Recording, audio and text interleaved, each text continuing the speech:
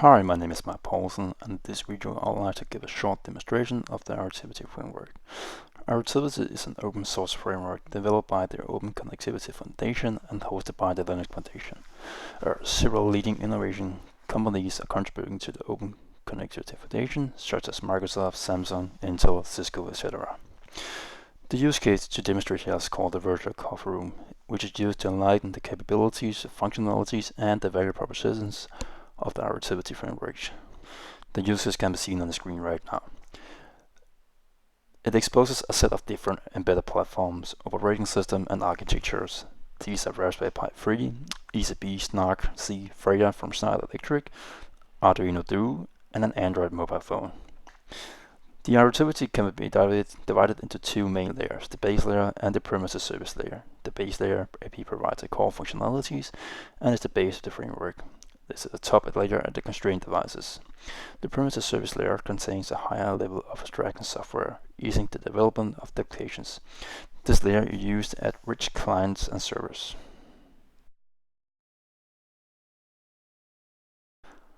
The controller has an internal map in which it keeps tracks on already discovered resources.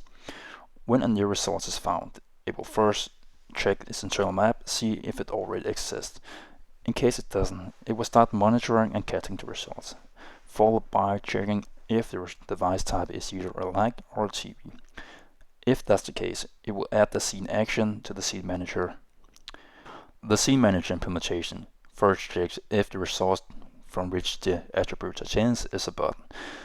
Is that the case, it will then check what's the previous state of this current scene.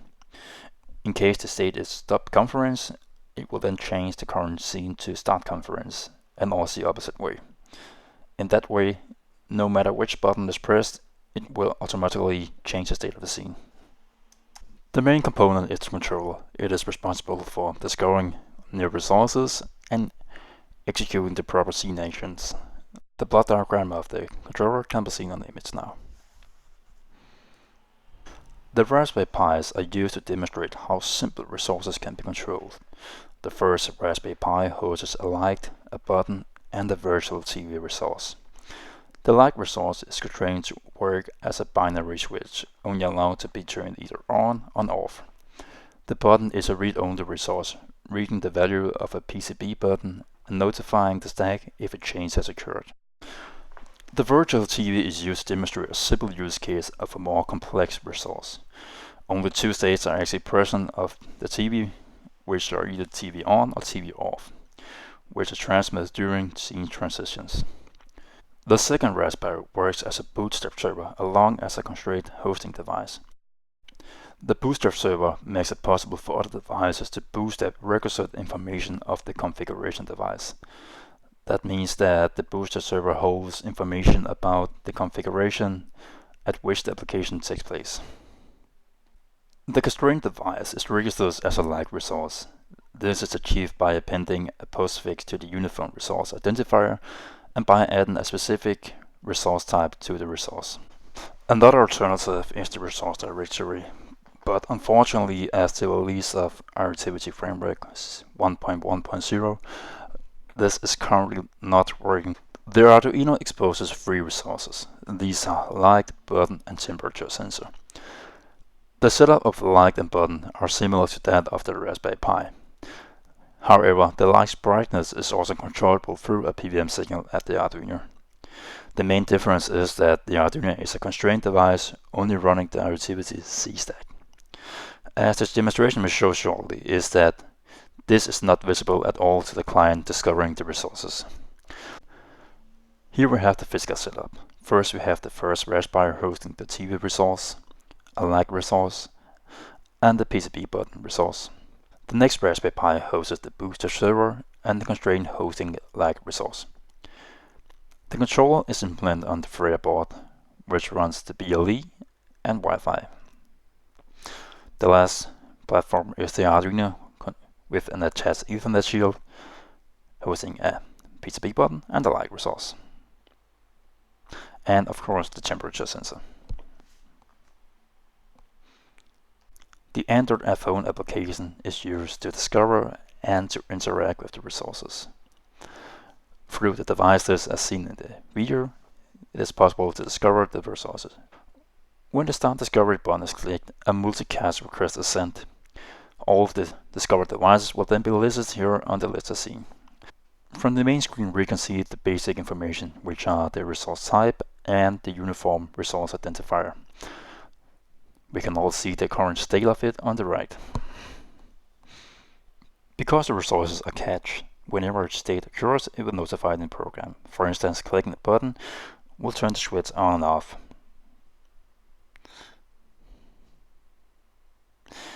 You also have a set of options for each individual resource.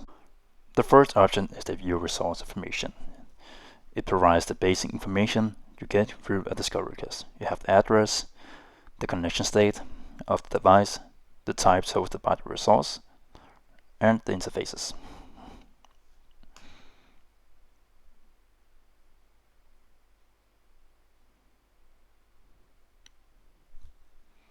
The next is the View Device Information.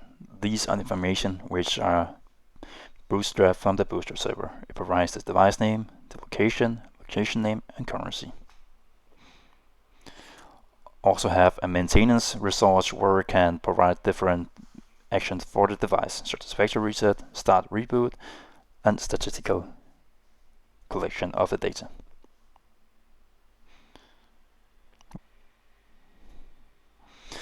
You also have the opportunity to set the attributes of the resource. For instance, the Raspberry Pi Lite only provides a binary switch, turning it either on and off. Turning on and setting the attributes will turn the light on as seen. We can also turn off again. To demonstrate how new resources are added to the network, the Arduino is now turned on. After a few seconds, this should appear on the screen.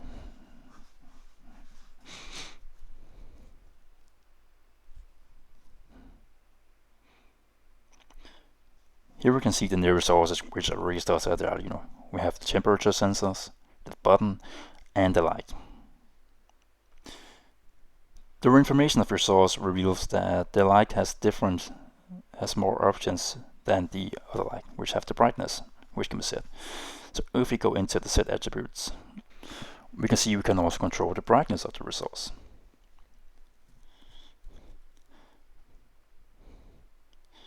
So by turning it on and simply set the brightness, we can see that the LED would then start to dim as shown.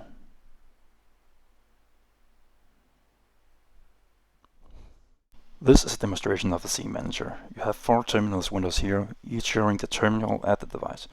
In the upper right corner you have the first Raspberry Pi, which houses the like button and TV. The lower right corner has the Bootstrap server and the constraint device at the second Raspberry Pi. The lower left corner is the refrigerator board, which is hosting the controller, and the upper left corner is the Linux Ubuntu, which this is actually shown on. Due to complications with the Freya board,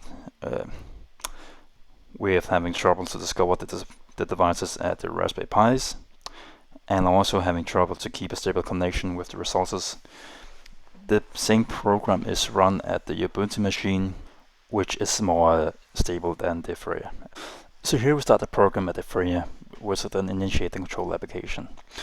As seen, it will be able to discover the Arduino resources, which is the light, the button, and temperature sensor. It's also capable of notifying changes in the attributes. If I click the button, it will mouse. However, after a few seconds, it will lose the connection and will no longer receive any notification. For that reason, this is being run on the Ubuntu instead. Here we can see the start of the controller at the Ubuntu machine, and several more resource control discovered. We have the Arduino button, the light, TV, temperature sensor, the Raspberry Pi light and button. So all the resources are discovered immediately at the control application at the Ubuntu machine. So if we click on the button, for instance, you can see how the state and change of different resources are notified here at the control application. You can also see on the upper right corner how the attributes are changed at the device itself. Every button click will turn the light on and off. This is then demonstrated here on the actual app. Clicking the button will turn off or off, and the app is notified of the changes.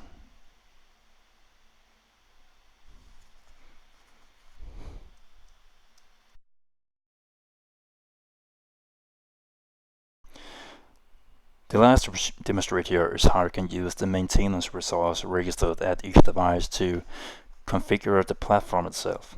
For instance, here by initiating the maintenance resource and initiating a reboot command, we can see through the terminal here in a few seconds how the reboot will initiate.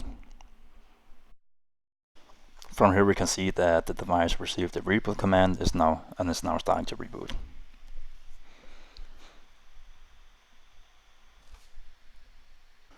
Now that the SSH connection broke, we can now see that the reboot has been successful.